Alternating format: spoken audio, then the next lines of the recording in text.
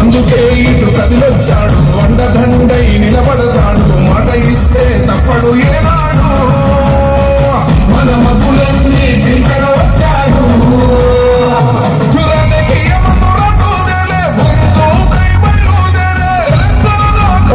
కలినాడు ఒకరు కాంగ్రెస్ సూర్యుడు, మన రాహుల్ గాంధీ నిగదీసి మగాడు.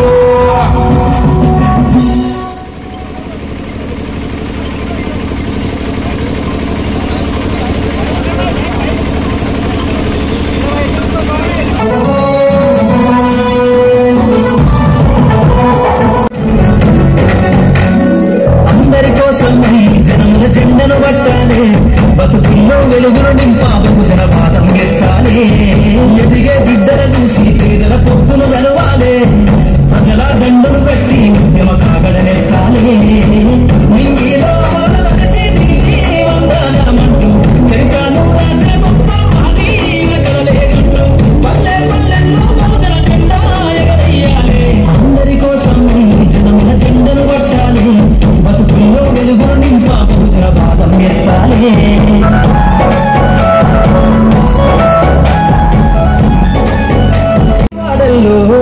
సప్పకు జెండను కట్టి బహుజన దండోరెయ్యాలు, మోకును కట్టి తాడెక్కే గౌడన్నల బతుకుల్లో ఇంటికి రాకెట్ పంపించే రోజులు రావు, బహుజన పాదం ఎత్తాలి.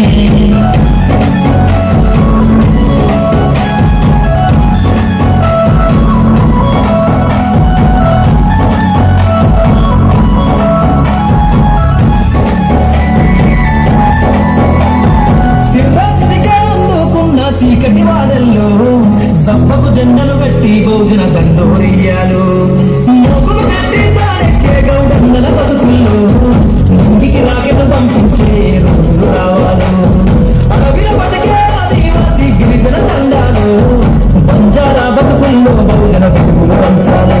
వేల మందరి గొల్ల కురుమల గడపల్లో కోసలు తీరాలంటే బహుజన జెండలు వెయ్యాలు.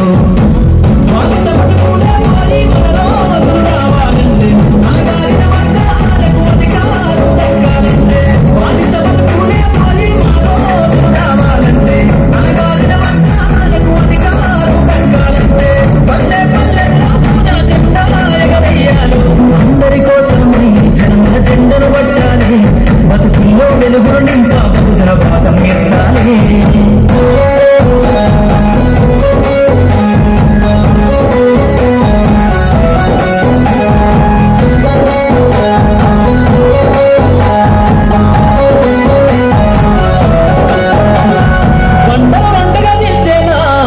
జాతుల్లో అభివృద్ధికి అడ్డం గీసిన కంచెను బద్దలు కొట్టాలు. చెప్పలు పట్టిన ఇళ్లలో ఏటికి ఎదురీదే ఉద్యమ వైసాగాలు. సంచార జాతుల్లో దేశం గల్లా పెట్టు పైన అధికారం రావాలు. కొమ్మరి కొమ్మరి సాగల మంగళ సర్వాజనులలో చట్టాల మధురాగా మా సంతకం ఉండాలి.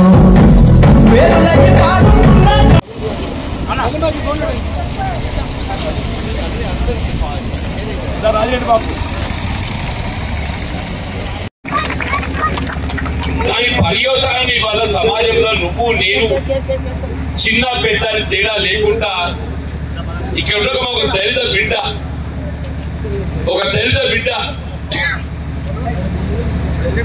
ఈ దేశ నిర్మాణంలో ఆమెకి ఎంత బాధ్యత హక్కు ఉన్నదో నాకు అంతే బాధ్యత.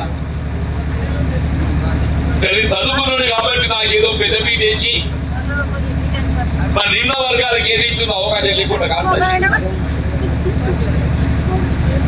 సమాజంలో అన్ని వర్గాల వారికి కూడా సమానమైనటువంటి ఒక ఓట్లకు కలిగించింది ఎవరు అని చెప్పారంటే బాబాసాహెబ్ బిఆర్ అంబేద్కర్ గారు అని మాత్రమే చెప్పక తప్పదని చెప్పారు. దాని పర్యవసానం ఎన్నికలు వస్తే ప్రతి ఇల్లు గడప గడప ఏ రాజకీయ పార్టీ కానీ ఏ రాజకీయ నాయకుడే కానీ ఈ తలుపు తట్టి మన మద్దతు కావాలని కోరుతుందంటే అది భారత రాజ్యాంగ నిర్మాత బాబాసాహెబ్ బిఆర్ అంబేద్కర్ గారు మనకు అందించినటువంటి హక్కు అని చెప్పండి. దయచేసి గుర్తుపెట్టుకోవాలి. అట్లా ఏదైతుందో నిరుపేద వర్గాలకు చదువు ప్రధానమంటున్నా, చదువుకోవడానికి కావాల్సిన సౌకర్యాలు మెరుగుపరచాలి, విద్యతో పాటు వైద్యం ప్రధానమని చెప్పంటున్నా, వైద్య సదుపాయం కల్పింపజేయాలి. విద్య వైద్యం లోపల ఏదైతుందో ప్రతి నిరుపేద వర్గాలకు హక్కు కల్పింపజేయబడే విధంగా ఏదైతుందో రాజ్యాంగాలు పొందుపరిచిందన్న రాజ్యాంగాలు పొందుపరిచింది. అందుకే నేను అంటున్నాను, మన సమాజంలో నిరుపేద వర్గాలు మన పిల్లలు ఎవ్వరే కానీ తల్లి మీ పిల్లలను చదివించుకోవడం మీ బాధ్యత. వాళ్ళకి కావాల్సిన విద్యా సదుపాయాలు కల్పింపజేయడం ప్రభుత్వ బాధ్యత. మీ పిల్లలను చదివించుకోవడానికి ప్రోత్సహిస్తే మీ బాధ్యత. వారికి కావాల్సిన సౌకర్యాలు కల్పింపజేయడం ప్రభుత్వ బాధ్యత. అంటే వైద్య సదుపాయం కూడా చెప్పంటూ నేను ఉచితంగా కల్పింపజేయడం ప్రభుత్వ బాధ్యత అని చెప్పాను. ప్రతి పేదవాడి గుండెల్లో నిలబడ్డది బాబాసాహెబ్ బిఆర్ అంబేద్కర్ గారు అని చెప్పారు. బాబాసాహెబ్ బిఆర్ అంబేద్కర్ గారు ఎస్సీ ఎస్టీలే కాదు 15 వర్గాలు నిన్న అసెంబ్లీ శాసనసభలో ఏదైతుందో 42% రిజర్వేషన్ అమలు చేయాలని చెప్పని మనం చట్టాన్ని రూపొందించుకున్నాం. దానికి మార్గం ఎవరు చూపెట్టిండ్రో బాబాసాహెబ్ బిఆర్ అంబేద్కర్ గారు అని చెప్పంటున్నాను నేను. మరి ఏ 29% మాత్రమే పరిమితమైన రిజర్వేషన్ మన జనాభాను పరిగణన తీసుకుంటే 56% ఉన్నది కాబట్టి 42% రిజర్వేషన్ సౌకర్యం కల్పిస్తే వాళ్ళ విద్యా ఉద్యోగాలలో స్థానిక సంస్థల్లో ఎన్నికలు పోటీ చేయడానికి అవకాశాలు మెరుగవుతామని చెప్పని చట్టాన్ని రూపొందించుకుని ఎవరు చూపెట్టింది ఈ మాట మనకు బాబాసాహెబ్ బిఆర్ అంబేద్కర్ గారు అని చెప్పారు. కేంద్ర ప్రభుత్వం ఏదైతున్నదో ఈ 42% రిజర్వేషన్ ఏదైతే అమలు చేయాలో దాన్ని 9th షెడ్యూల్లో చేర్చినట్టయితే మనకు హక్కులు లభిస్తాయి. మోడీ అమిత్ షా గారిని ఒకటే అడుగుతున్నాం మేము, నువ్వు ఈడబ్ల్యూఎస్ రిజర్వేషన్ ఉన్నత వర్గాలలో కూడా నిరుపేద వర్గాలు ఉన్నారు, వారి విద్యా ఉద్యోగాలలో రిజర్వేషన్ ఒకరు కల్పించాలనే భావనతోని నువ్వు 10% రిజర్వేషన్ కల్పించడానికి రాజ్యాంగాన్ని సమర్థించు. తప్పు లేదు, అన్ని రాజకీయ పార్టీ సమర్థించింది. మరి 15 వర్గాలలో ఏదైతుందో మరి జనాభాకు అనుగుణంగా 42% రిజర్వేషన్ కల్పించాల్సిన ఆవశ్యకత ఉంటే దాన్ని 9th షెడ్యూల్లో చేర్చేటువంటి ఒక బాధ్యత మీపై లేదని చెప్పండి. నువ్వు ఎందుకు దాగుడు ముద్ర ఆడుతున్నావు చెప్పండి. ఏ విధంగా దళితులు ఎస్సీలకు ఏదైతుందో జనాభా ప్రాతిపదిక రిజర్వేషన్ ఒకరికి కల్పించాలి.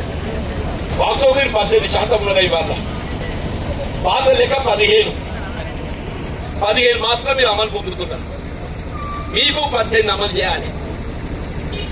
మా గిరిజన బిడ్డలు లంబాడ ఆదివాసీలకు ఏదైతే జనాభా ప్రాతిపదికన 10% మేము అమలు చేస్తున్నాము. అట్లా 15 వర్గాలు 42% రిజర్వేషన్ సౌకర్యం కల్పించేసే బాధ్యత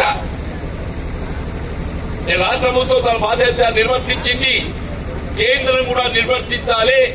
రాజ్యాంగంలో 9th షెడ్యూల్లో చేర్చి ఏదైతుందో 15 వర్గాల హక్కులను కాపాడుతున్న బాధ్యత వీళ్ళ కేంద్ర ప్రభుత్వంపై ఉంది. ఇది నిజామాబాదం కాదని చెప్పండి.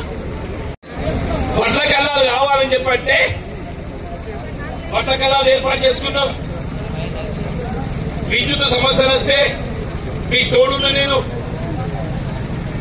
రేజపల్లికి 4 దిక్కులు ఏదైతుందో డాంబర్ రోడ్డు సౌకర్యాలు ఏర్పాటు చేసుకున్నాం. నిజామాబాదమన్నా రేజపల్లిలో చేపట్టబడ్డ ప్రతి అభివృద్ధి కార్యక్రమం సంక్షేమ కార్యక్రమానికి బాట వేసింది బాబాసాహెబ్ బిఆర్ అంబేద్కర్ గారి యొక్క ఆలోచన విధానానికి అనుగుణంగా ఈ ప్రయత్నం నేను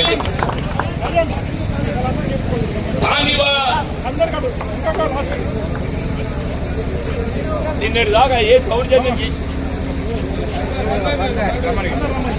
గత దశాబ్ద కాలం ఏ అధికారాన్ని అంటుపెట్టుకొని దౌర్జన్యాలతోని సామాన్య ప్రజానికపై కాంగ్రెస్ పార్టీ కార్యకర్తలపై రాష్ట్రానికి పాల్పడ్డారు. మళ్ళా టీఆర్ఎస్ పార్టీ నాయకులు ఏదైతుందో మళ్ళా కాంగ్రెస్ పార్టీ ముసుగులో ఏదైతుందో మన రాజ్యాధికారాన్ని చేసి